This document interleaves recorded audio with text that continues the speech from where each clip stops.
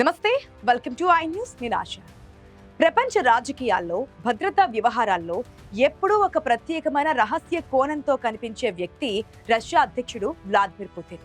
ఆయన భారత పర్యటనకు సర్వం సిద్ధమవుతోంది. కానీ ఈ పర్యటన సాధారణమైనది కాదు. ఎందుకంటే ఆయన భద్రతా ఏర్పాట్లు ఇప్పుడు ప్రపంచం దృష్టిని ఆకర్షిస్తున్నాయి. ఇతరులెవ్వరికీ లేని విధంగా పుతిన్ కోసం తీసుకొస్తున్న భద్రతా సామాగ్రి, వస్తువులు విస్మయానికి గురి చేస్తున్నాయి. తిండి, నీరు మాత్రమే కాదు, చివరికి ఆయన ఉపయోగించే టాయిలెట్ కూడా రష్యా నుంచే వస్తోంది. అవును, ఇదంతా పుతిన్ సెక్యూరిటీ ప్రోటోకాల్లో భాగం. ఆయన భద్రతా వలయం ఎంత ఉందో, ఆయన వెంట వచ్చే ఏర్పాట్లు ఏంటో, ఎందుకంత కట్టుదిట్టమైన జాగ్రత్తలు తీసుకుంటున్నారో ఇప్పుడు తెలుసుకుందాం.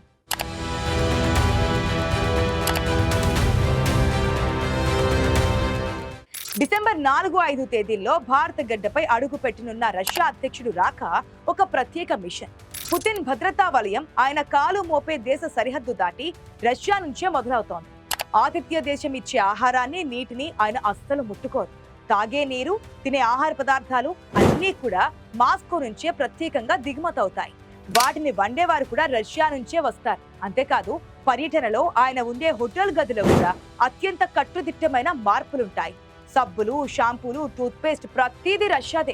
ఇక్కడ బాత్రూమ్స్ కూడా ఉపయోగించరు.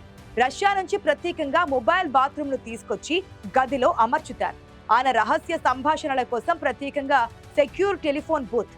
ఈ సెక్యూరిటీ ఎంత ఎక్స్ట్రీమ్ అనేది దీనిని బట్టే తెలుస్తోంది. ఇక ఆయన ప్రయాణించే విమానం, దాని పేరు ఎగిరే క్రెమ్లిన్. బంగారు పూతతో మెరిసిపోయే ఆ విమానంలో అణ్వాయుధ వినియోగానికి ఆదేశాలు జారీ చేసే కమాండ్ బటన్ కూడా ఉంటుంది.